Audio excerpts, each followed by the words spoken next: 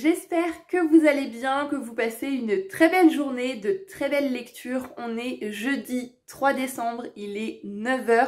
Je suis encore en combinaison pyjama puisque j'ai eu du mal à me lever ce matin. J'ai lu plus tard que d'habitude puisque j'étais vraiment prise dans ma lecture. Donc je vous retrouve pour vous faire le petit update lecture du matin. Et puis aujourd'hui j'ai un coup de téléphone à passer. Il faut absolument que je m'occupe de ma frange qui commence à être vraiment trop longue. Je vais cuire le pain et faire tout ce que j'ai à faire. Changer un petit peu l'organisation aujourd'hui. Je vais vous monter ce vlog ce soir plutôt que demain matin puisque demain je reprends le travail et je vous avouerai que j'ai hâte quand même. Voilà, j'ai hâte de voir d'autres personnes que mon copain, de reprendre le travail, de me remettre dans un rythme. Donc ça, c'est plutôt chouette. Bref, pour vous parler un petit peu lecture avant de commencer à préparer mon petit déjeuner parce que je commence à avoir faim.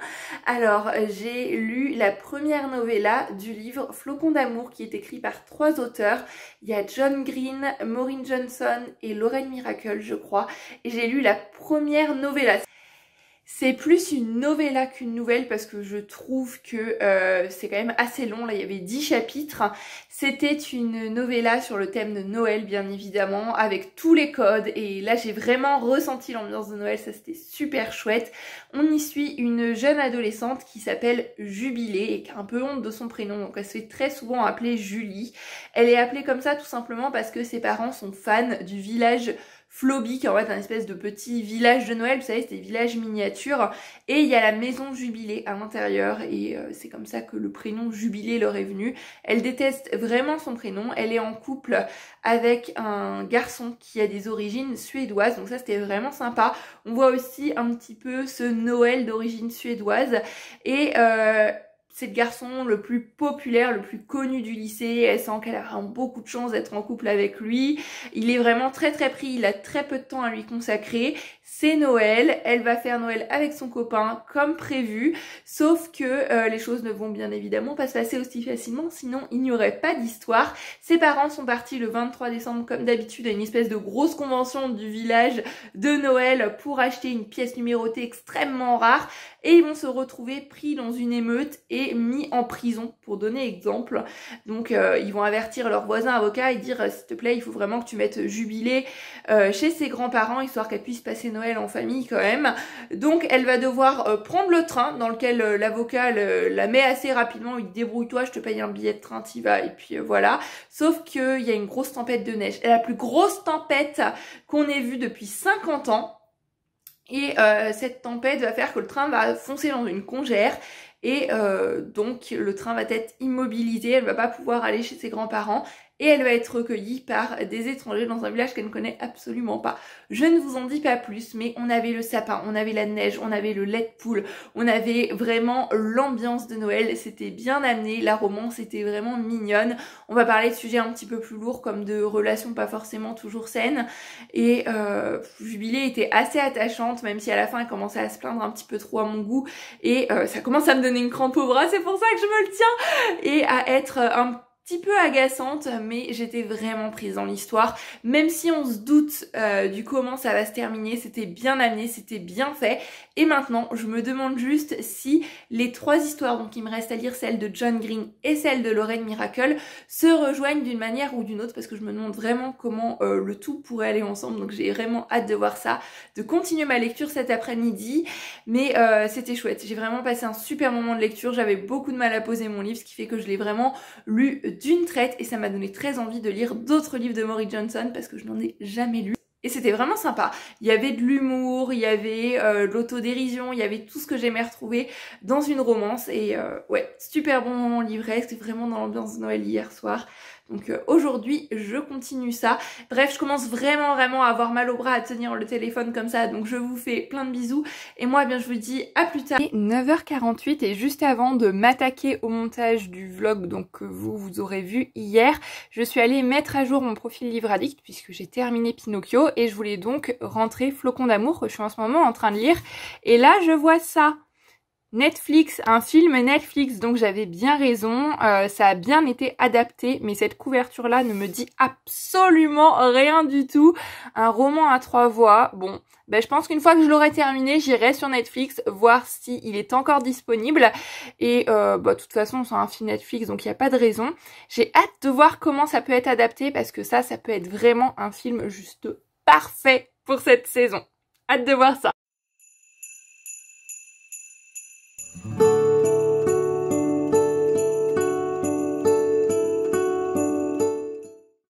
Il est 16h34 très précisément, très exactement. J'ai plus beaucoup de batterie, donc je vais faire assez rapidement.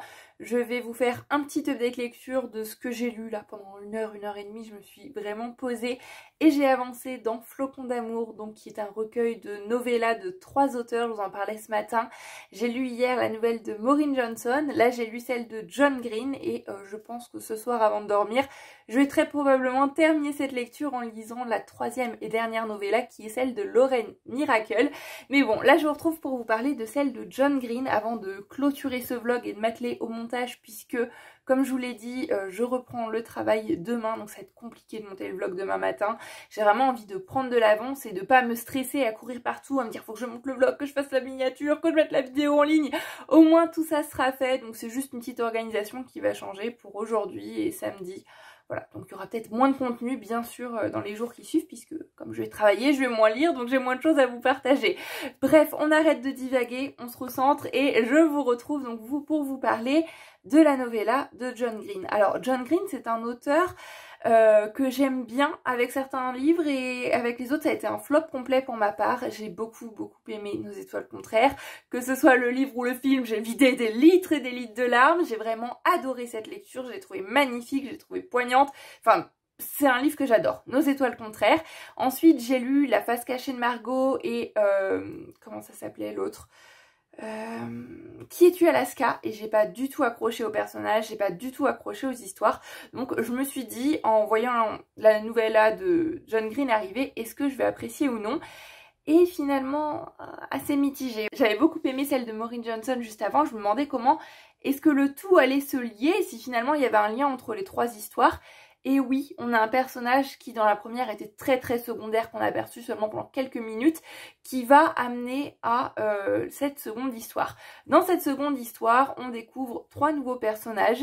Le Duc, qui est une jeune adolescente qui est surnommée ainsi puisqu'elle est un petit peu garçon manqué. Il y a un magasin dans cette ville où on appelle les clients Duc et Duchesse, et par mégarde, un vendeur l'a appelée Duc au lieu de Duchesse puisque c'est une fille et ce surnom est resté. On a JP et on a, je ne sais même plus son prénom, un autre garçon qui est le personnage principal de l'histoire et qui se retrouve coincé avec ses amis à regarder des James Bond pendant la veille de Noël. On a toujours cette grosse tempête un peu intergalactique, la plus grosse jamais vue depuis 50 ans, qui a bloqué le train, qui a donc bloqué les Pom-Pom Girls dans la Waffle House, dans le restaurant spécialisé dans les gaufres. Et dans cette Waffle House travaille Duncan, qu'on a déjà rencontré dans la première histoire. C'est ce personnage qui amène le lien entre les deux.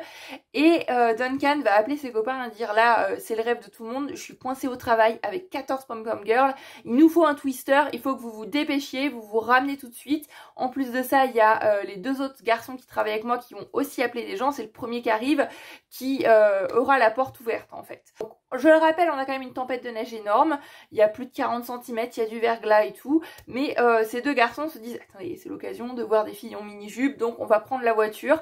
Bien sûr, ça ne va pas se passer comme prévu, accident, on s'en doute fortement, le chemin va être semé d'embûches.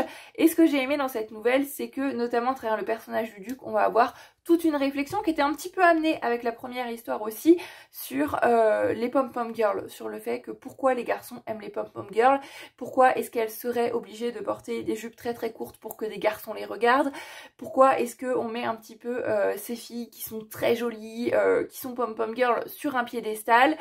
et d'autres filles comme le Duc qui elles ont de l'intelligence, qui elles ont de l'humour mais qui n'ont pas forcément le physique mini-jupe très mince, très sportif des pom-pom girls, ben on les regarde pas forcément et dans son cas à elle, on la considère même pas forcément comme une fille.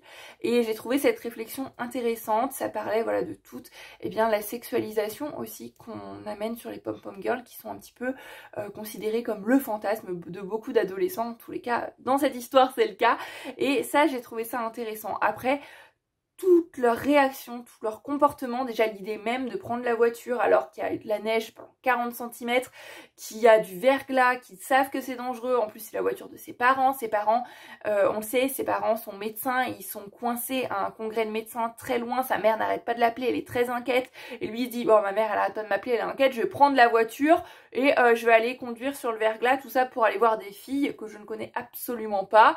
Voilà, j'ai trouvé que ouais c'était un petit peu tirée par les cheveux par moment. Après la fin est assez prévisible mais elle est mignonne, elle est belle quand même, même si c'est vrai que c'est très dégoulinant, c'est très sucré, c'est très mielleux.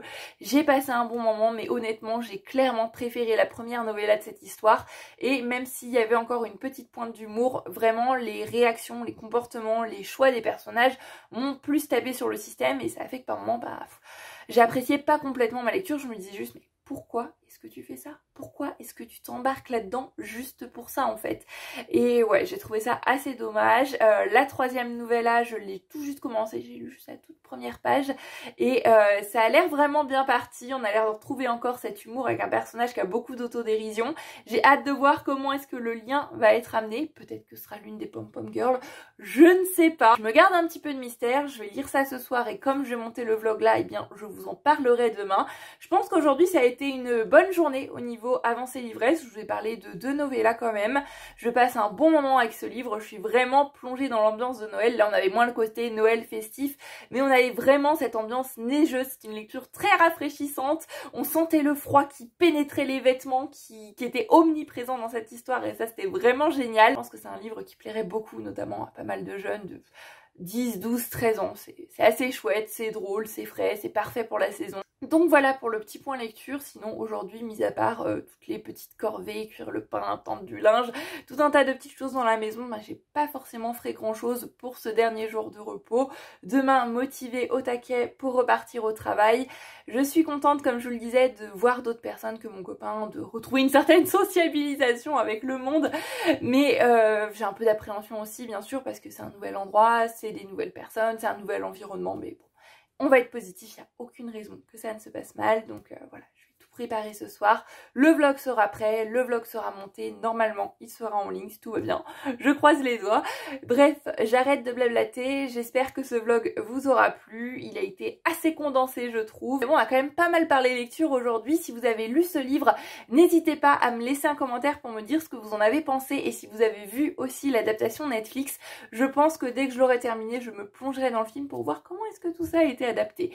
Bref, je vous fais à tous plein de bisous. Je vous souhaite d'excellentes lectures, prenez grand soin de vous et pour ma part, eh bien je vous dis à demain sur la chaîne Booktube pour un nouveau Bookmas. Bye bye!